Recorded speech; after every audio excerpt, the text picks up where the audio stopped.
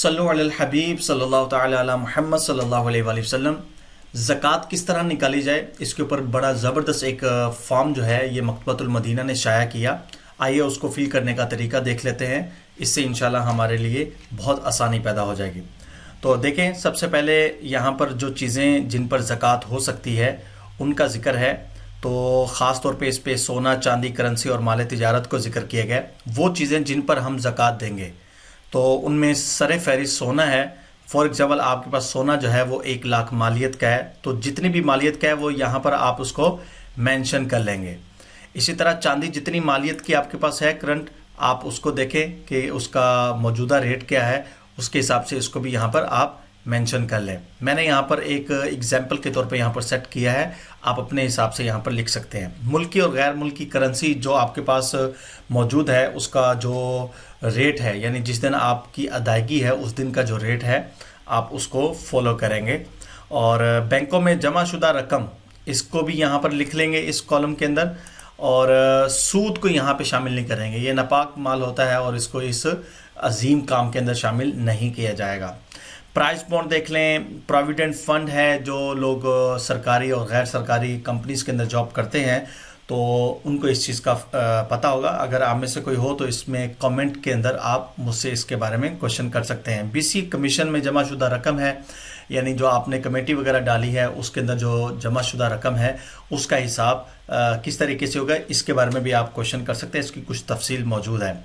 اسی طرح مال تجارت میں خام مال ہے، فیکٹری کے اندر جو ایسا مال جو ابھی تیار ہونے والا ہے وہ کتنی مالیت کا ہے وہ آپ یہاں پر لکھ لیں۔ میں نے یہاں پہ اگزامپل کے طور پہ 1,90,000 یہ کل یہاں پر مالیت لکھی ہے۔ تیار شدہ مال جو تیار مال پڑا ہوتا ہے دکانوں میں یا فیکٹریز کے اندر، وہ کتنی مالیت کا ہے اس کے سامنے وہ لکھ لیجئے۔ اور اسی طریقے سے تجارت کی غرض سے خریدے گئے پلاٹس یا گھر یا مکان، فلیٹ وغیرہ جو ہیں وہ کتنی مالیت کے ہیں وہ یہاں پر آگے آپ مینشن کر لیجئے۔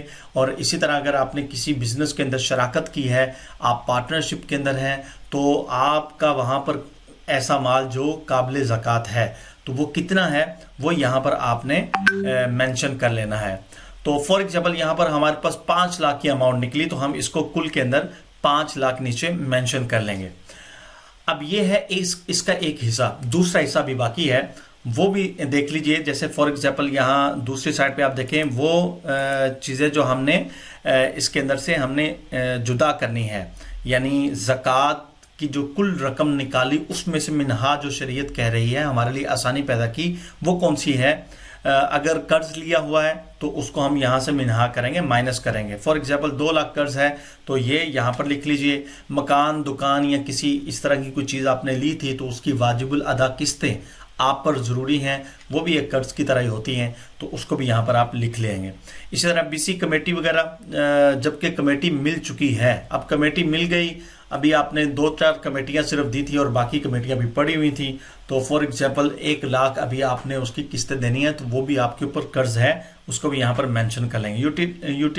یوٹیلیٹی بلز اور بجلی وغیرہ اگر سال پورا ہونے سے پہلے آ چکے ہیں تو وہ جو ضروری بلز ہیں اور اس طرح کی جو پارٹیوں کی ادائیگی ہے اور اسی طرح ملازمین کی تنخواہیں ہیں، گزشتہ سال کی زکوٰۃ جو آپ نے ادا نہیں کی اس کو بھی یہاں پر آپ مینشن کر لیں گے۔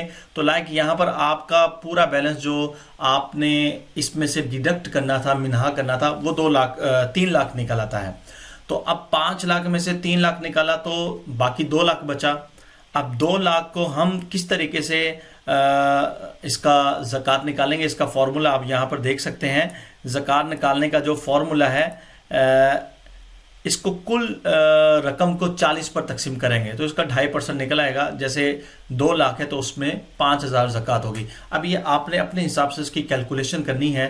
اگر آپ کو کوئی چیز سمجھ میں نہ آئے تو آپ کمنٹ کے اندر ضرور کویشچن کر لیجئے، زکوٰۃ کا پورا حساب لگائیں، مکمل زکوٰۃ ادا کریں، انشاءاللہ مجھے یقین ہے کہ اللہ تعالیٰ اگلے سال ہمیں اس سے بڑھ کر زکوٰۃ دینے والوں میں شامل فرمائے گا۔ جزاک اللہ خیراً۔ السلام علیکم ورحمۃ اللہ وبرکاتہ۔